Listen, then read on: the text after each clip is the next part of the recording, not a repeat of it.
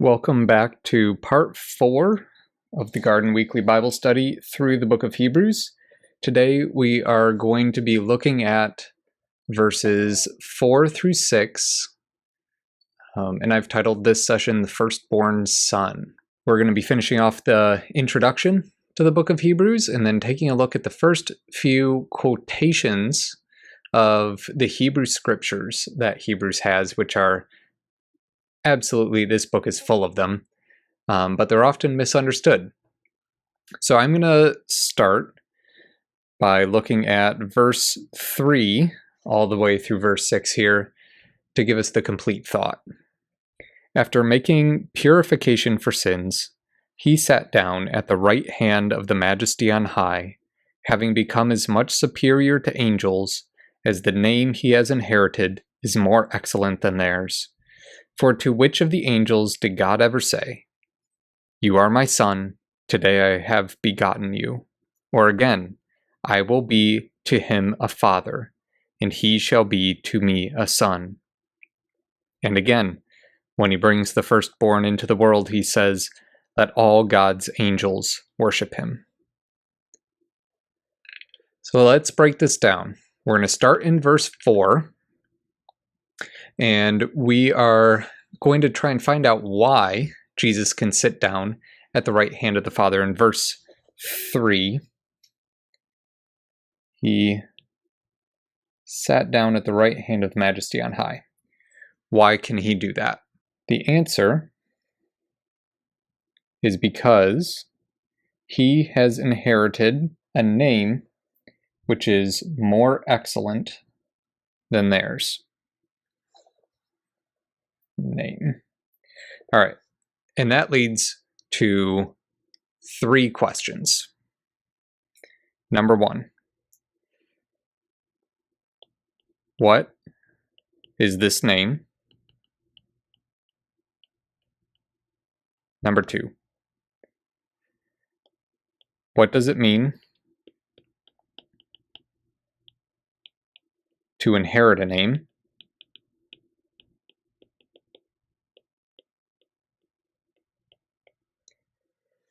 And number 3, what does it mean to become superior to angels?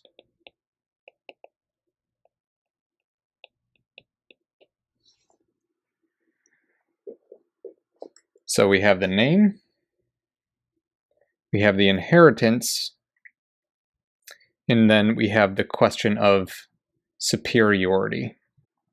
So whatever this name is not immediately clear, but we can do some deduction. Whatever the name is, it's earned.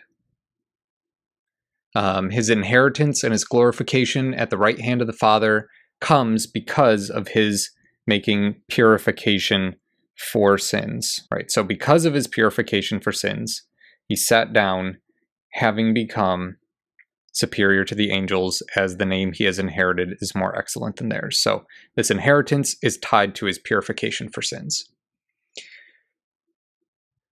In Hebrew and Jewish culture, a name is more than an identifying label, right? My name is Joel, and that name doesn't tell you something intrinsic about me necessarily.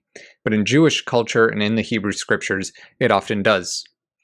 You can think of Abram or Abraham. God changes his name in Genesis 17, Abraham meaning father of a multitude. Jacob in Genesis 25, verse 26, the supplanter is the literal meaning of Jacob. And you can think of how he supplanted his brother Esau. He was grabbing the heel of Esau as he came out of the womb. And you can think of Nabal in 1 Samuel 25, which means fool. And that's just a couple. This is all over the scriptures. So what is the name? I think the name that Jesus has inherited is Son. And there's a few reasons why I think that, which we are going to come to in a second here. And I know that I already talked about in a previous session the sons of God.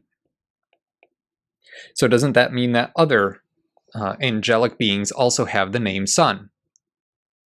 And Jesus was a son in Hebrews 1 verse 2, and you can go back to a previous lesson to see about that. But when we look at verses 5 and 6, we see the declaration of this Son as my Son, the begotten Son. He shall be to me a son. And when he brings the firstborn Son into the world, he says, let all God's angels worship him. So as we investigate these questions, the sonship that Jesus has received is more than an ordinary sonship. It's a firstborn status sonship. It's an inheritor sonship. And this last part of the introduction then transitions us perfectly into the rest of chapters 1 and 2, which is an extended proof that Jesus, the Son, not just a son, but now the Son, is prophesied to be greater than angels, greater than the other sons of God from the Hebrew Scriptures. So now we move to verse 5. Why is the author of Hebrews proving that Jesus is greater than the angels? Well, if you want a sneak peek, you have to go all the way into Hebrews chapter 2, verses 1 to 4, when the author of Hebrews will start to explain the application of these proofs. In verse 1, he's going to just be talking about the proof that Jesus, the Son, is greater than the other sons, greater than the angels. Chapter 2, he'll start to apply this and explain why this is important. We'll get there in a few weeks if you don't want to look ahead. But for now, we're going to look at verse 5 here. So we start with 4. 4 is a connective tissue, especially of Paul's writings, a lot of the New Testament. The word for, especially in the letters, does a lot of work.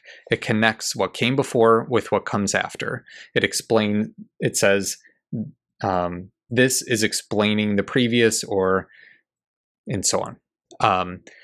So these verses, verses 5 and 6, are going to explain the name of verse 4. So in verse 4, we have the name that the Son has inherited is more excellent than the angels. 4, he's saying, and I'm going to prove it now. I'm going to show you from the Old Testament that this Son is greater than the other sons, greater than the angels. So, the introduction to these quotes. To which of the angels did God ever say? The implied answer, of course, none. God did not say this to any of the other angels. So, whatever follows from these two quotations, whatever it is, cannot apply to angels. Right? Whatever we conclude from here cannot apply to angels. So next week, we're actually going to do a deeper breakdown of these two passages, or actually just the first one, and then the next week will be the second one, because they are very important messianic passages that prophesy the Messiah, but not exactly in the way that you might think. So our first one there is Psalm 2:7, and then we have 2 Samuel chapter 7, verse 14, is where the second one comes from. Like I said, we're going to break this down in deeper detail, the first one especially, next week. But for now, we're just going to look at it from the lens of Hebrews specifically. Why is the author of Hebrews quoting this passage? And it is one of the most quoted texts to prove Jesus's divinity and that he is the Messiah.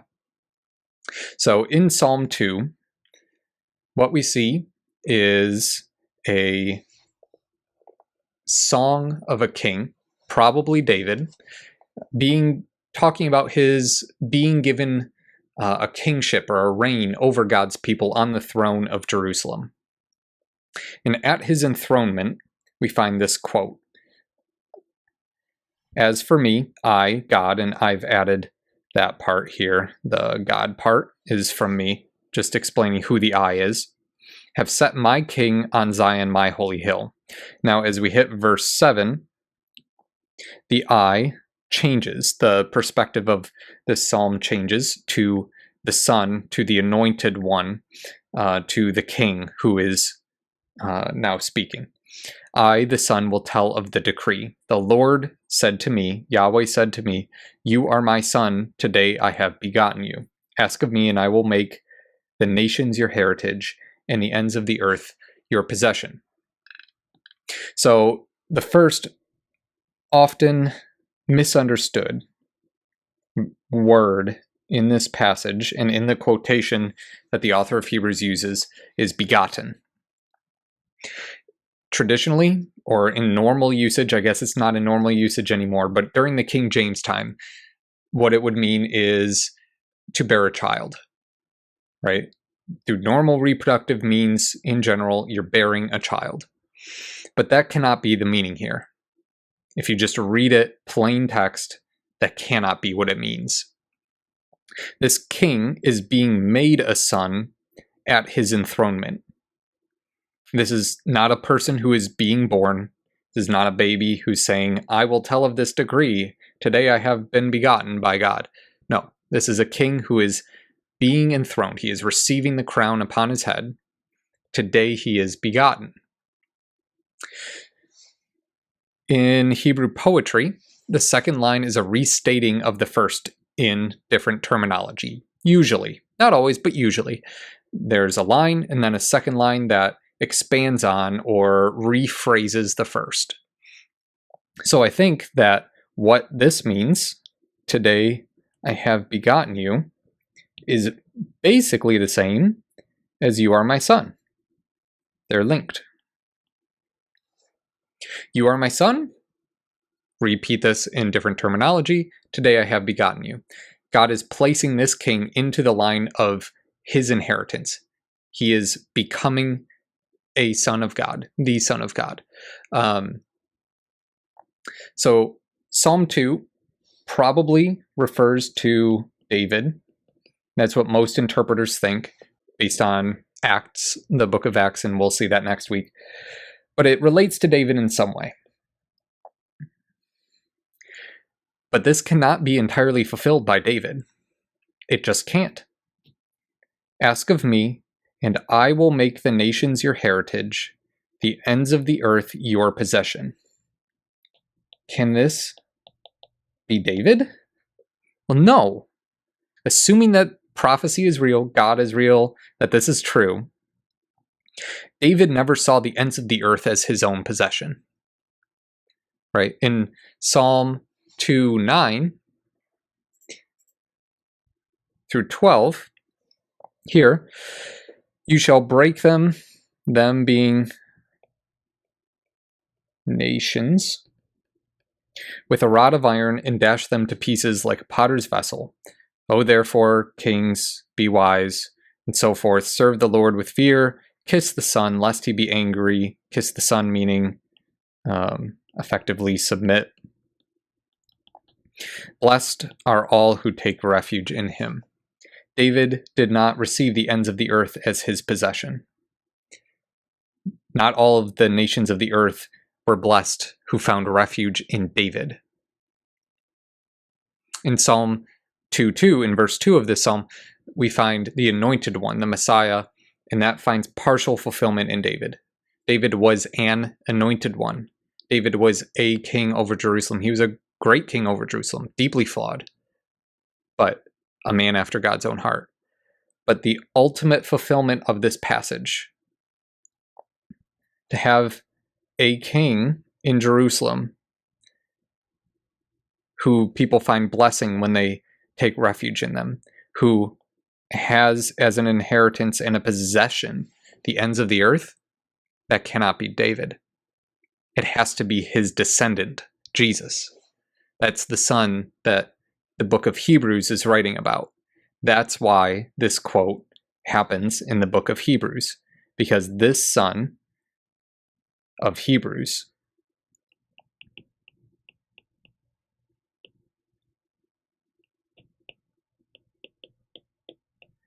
is the one who will receive the inheritance of all things, as we've seen in verse 3 and 4.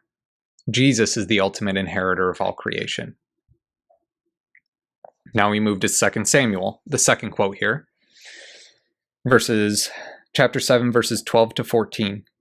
When your days are fulfilled and you lie down with your fathers, this is God talking to David again. I will raise up your offspring after you, who shall come from your body, and I will establish his kingdom.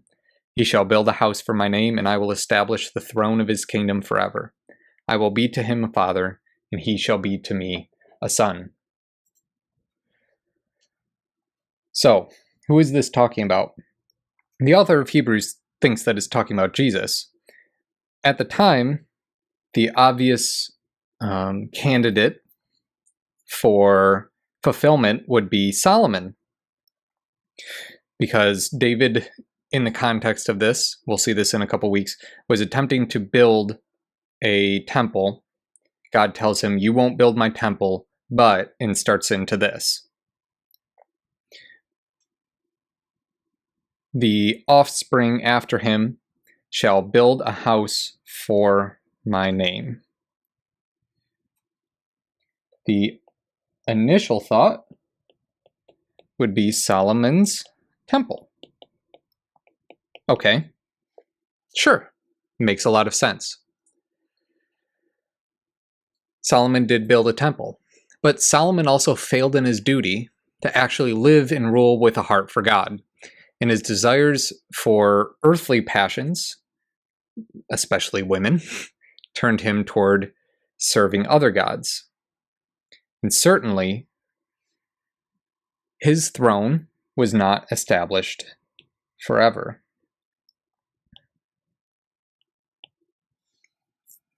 David and Solomon's throne, their lines ended. They were not always on the seat of Jerusalem as kings, especially during the exile times, for example. I will be to him a father, and he will be to me a son. Partially, but Solomon walked away from God. He served other gods. I will establish his kingdom. How can this be about Solomon? The kingdom was already there. The Israelite kingdom already existed. It existed in Saul, it existed in David, and was passed down to Solomon. So what does it mean for God to establish his kingdom?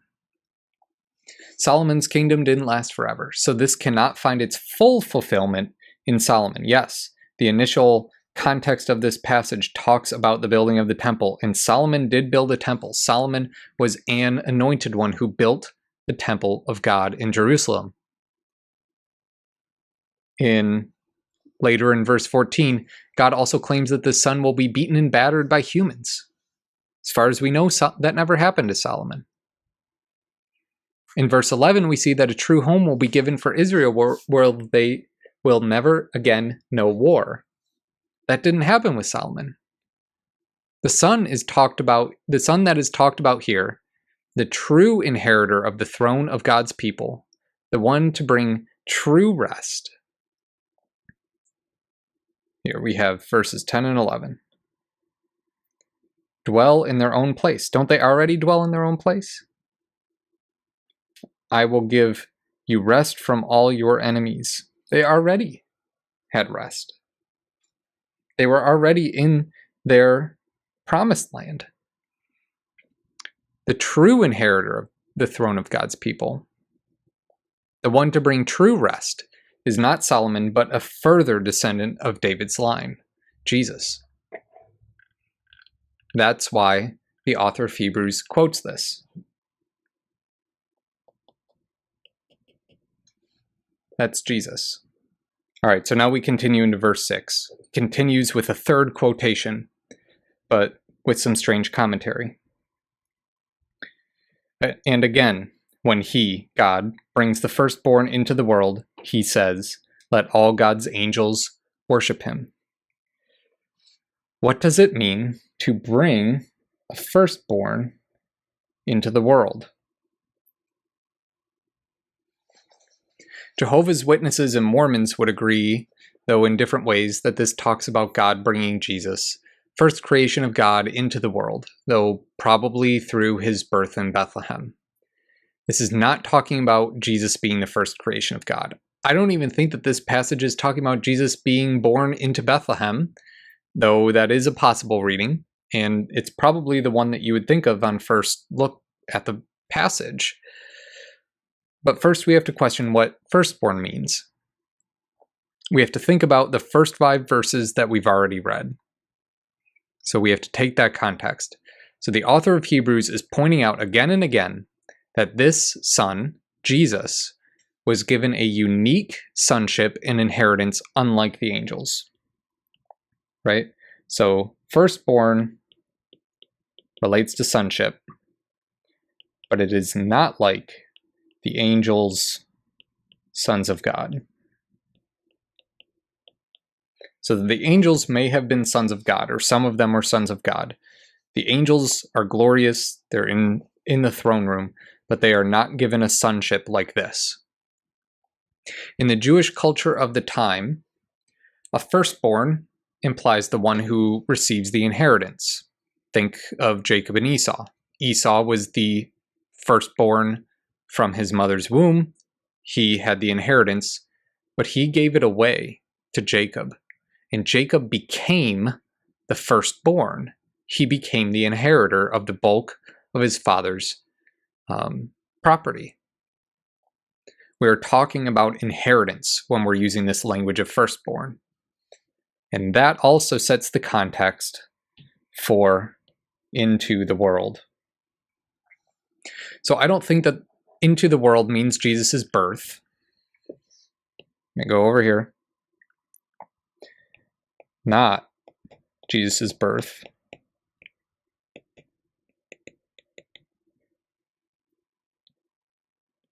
Because, number one, that's not when he received his inheritance.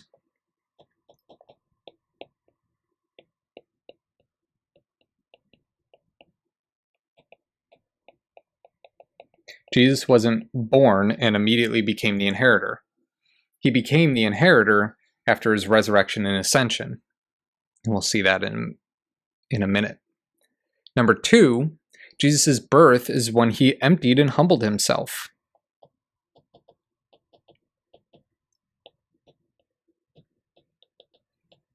Not exaltation.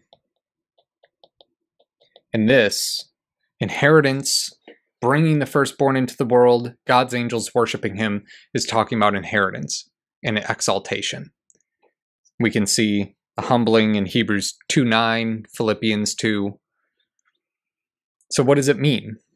I think, to paraphrase, this firstborn into the world means something like when he brings the firstborn into his inheritance of the world. When God makes Jesus the inheritor of the world. It's a similar statement to what the last 2 quotes have been proving. Right? That again relates Hebrews 1:6 back to Hebrews 1:5 again, which means it has the same purpose. It's proving the same thing. There was a prophesied son of David in God who would receive all creation as an inheritance. That's what this quote is trying to prove. When that happened, the angels were commanded to worship. This quote comes from the Greek version of Deuteronomy 32:43 and from Psalm 97. Here I have the Septuagint, which means the Greek translation of the Hebrew Bible, of Deuteronomy 32:43. Delight, O heavens, with him, and worship him, you sons of God. I'm going to underline that, sons of God, highlight it, circle it a few times.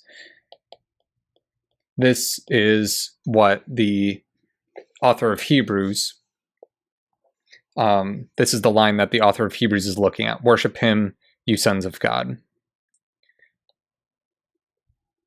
He changes sons of God to angels to relate with the other points that he's making. But this is the line. Worship him, you sons of God. Where have we seen sons of God before? Where have we looked at sons of God before? Well, if you follow from our previous lessons, from our previous Bible studies, then you know. And it continues, delight, O nations, with his people, and prevail with him, all you angels of God. Right? So we have a parallelism between sons of God and angels of God in these two verses. For he, the Son, will avenge the blood of his sons. He will avenge and he will repay the enemies with vengeance. I'm sorry, the he is God here. And he will repay those who hate. And the Lord will cleanse out the land of his people. So this reading is from the ESV also.